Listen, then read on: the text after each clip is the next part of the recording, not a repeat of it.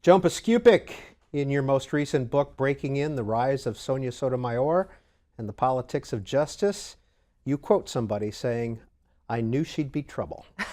What's that from? That was my earlier subject, Antonin Scalia, who said it kiddingly after Justice Sonia Sotomayor shook up an end-of-the-term Supreme Court party by getting all the justices to dance salsa with her. And I use it to set the scene of what a contrast it's been between this woman who is so genuine, so herself, coming into this institution that's so wonderfully traditional, stuffy, and used to certain rhythms. And the rhythms, frankly, aren't salsa. And she did this wonderful display that shook everybody up at this end-of-term party. And Justice Scalia, who watched it, and he's somebody who usually shakes people up, right, said, "Oh, I knew she'd be trouble." Now, he said it kiddingly, but it's a perfect line for a little bit of what greeted her there. Were you allowed to go to that party? No. Oh, and it was tough to get the information.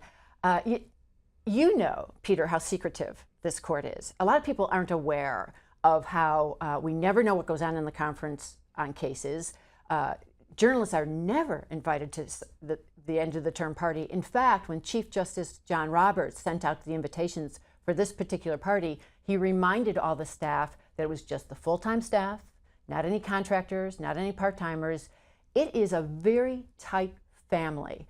Of course, all the justices are appointed for life, and it seems like many of the employees are too. So I was not at the party, but right after it occurred, a good source of mine there told me about this incident with Justice Sotomayor breaking the decorum after the law clerks had put on their skits. That's how it works. The law clerks do the entertainment. The justices sit with other people there and watch. And she broke the decorum by putting on some salsa music and then getting everybody to dance with her, including the justices. And so I found out about that, and I started snooping around, and other justices told me about it. And then somebody actually gave me the actual program. And then what I did was I went to individuals who I knew were there, and I talked to the justices themselves about how they felt about it. So in my end note, I say journalists are not allowed there. Most people are not allowed there, but I recreated it. In reading it from Breaking In, it sounded a little uncomfortable. The incident? Yes. Yes. In fact, people had dual reactions. First of all, generally, they like things to go as planned. The Supreme Court is a very planned institution. We know that Monday morning, the first Monday in October, when the justices start their term, they start at 10 a.m. on the dot. If they are 30 seconds late, those of us in the spectator seats start to get a little nervous because we know they are getting a little nervous. Who is coming late? I cannot stress enough how this is a down to the second sort of institution. And then also, more broadly, certain expectations of how people behave. There are certain ropes of, who gets to go here, who gets to go there. When people line up, they line up according to sort of their role in life. The reporters line up one place, the lawyers line up in another place, the justices, they come in through the back. Everyone has a certain place to go. And at this end of the term party, it's been going on forever. The law clerks put on these skits, their little parodies, their tame parodies, and the justices themselves do not perform. They are not a performative lot, generally speaking. So when Sonia Sotomayor does this, it rattles everyone, and they're trying to figure out, oh my gosh, what do we do? And people first there's a lot of nervous laughter, and then people start to get into it, and then people start to laugh, and some people are crying.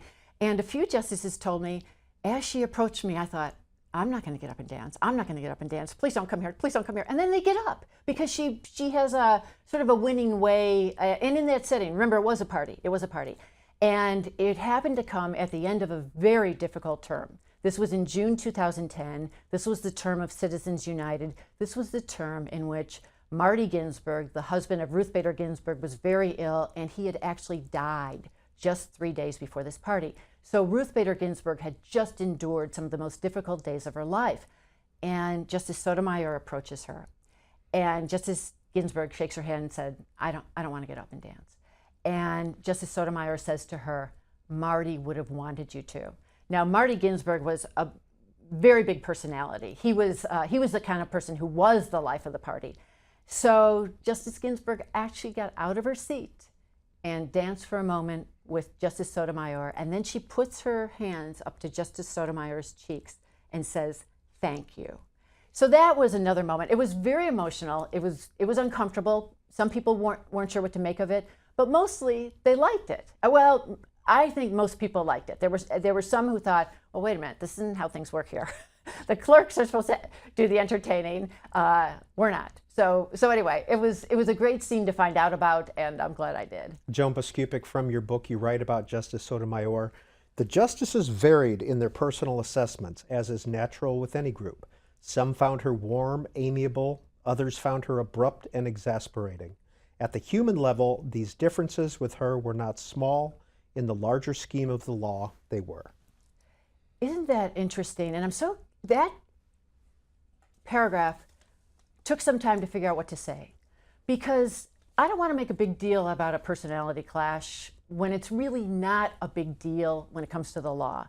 And also, you should know, these 9 justices always close ranks. Among them, they have their differences, and among them, they're rolling their eyes constantly. But if I were to come to them and say, "Get a load of so-and-so," they would be very taken aback, because an outsider cannot criticize one of their own. Again, they have sort of a family dynamic going on. They're all appointed for life. They realize that they have great incentives to get along, even though they are different.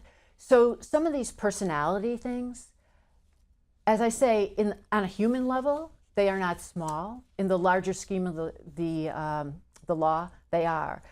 And I wanted to be able to convey that sort of delicate balance. And I wanted to be able to convey the way in which she broke in. She's been breaking in all her life. I used that salsa incident to say, if she had waited to another point, to a later end of the term party, it wouldn't have been as effective. She's not the kind of person who waited her turn, and that's why she became the first Hispanic ever appointed to the Supreme Court. So I use it metaphorically, and I feel like I thought it was actually helpful to readers to see this culture clash. Some people, side with the traditionalists and say, well, she should have never done that. And other people say, well, you go, girl, kind of thing. So I'm hoping that people see it in the spirit of the kind of woman she is, the kind of justice she's becoming, and also to maybe pull back the curtain a little bit on what the Supreme Court is all about. Now, tell me if I'm wrong, but you seem to emphasize her Puerto Rican roots more than her Hispanic roots. Is that fair? Well, here's the thing. She identifies herself primarily as a Puerto Rican because, she's Puerto Rican heritage, comes from the Bronx. But she has used the term Hispanic on herself. She's used Latina, as in wise Latina, on herself. And just so your viewers know, those words Latina, Latino, and Hispanic are all used interchangeably by just about everyone. The U.S. Census, researchers, academics, Justice Sotomayor.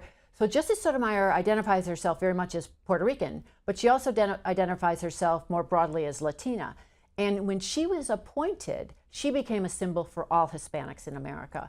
And one thing I should say, Peter, that I hadn't quite appreciated back in the 1990s when other Hispanic candidates were being mentioned, sort of the differences within the community of how Puerto Ricans are viewed, how Mexican Americans are viewed, how Cuban Americans are viewed, how Hondurans are viewed. So, I felt like she sort of helped educate Americans about differences among Hispanics within the larger umbrella. And I think she will refer to herself in many ways. Again, from your newest book, Breaking In. Sure. In the early 1990s, John Roberts was a subtler tactician than the aggressive Sotomayor, but neither lacked raw ambition, as would be proven when they ended up on the high court together more than a decade later. 2005, Bush's son, George W. Bush, would nominate Roberts to be the Chief Justice. In the early 1990s, Roberts' work in the U.S. Office of the Solicitor General mainly involved crafting legal positions and writing briefs for that office. But Roberts was a smart political operator whose judgment was sought throughout the administration. For her part, Sotomayor quickly learned to work two sides of the nomination process, as a nominee and as a conduit for information. She was so politically savvy, as was he, and they're stylistically very different. We have the Chief Justice of the United States, John Roberts, a very buttoned-down individual. I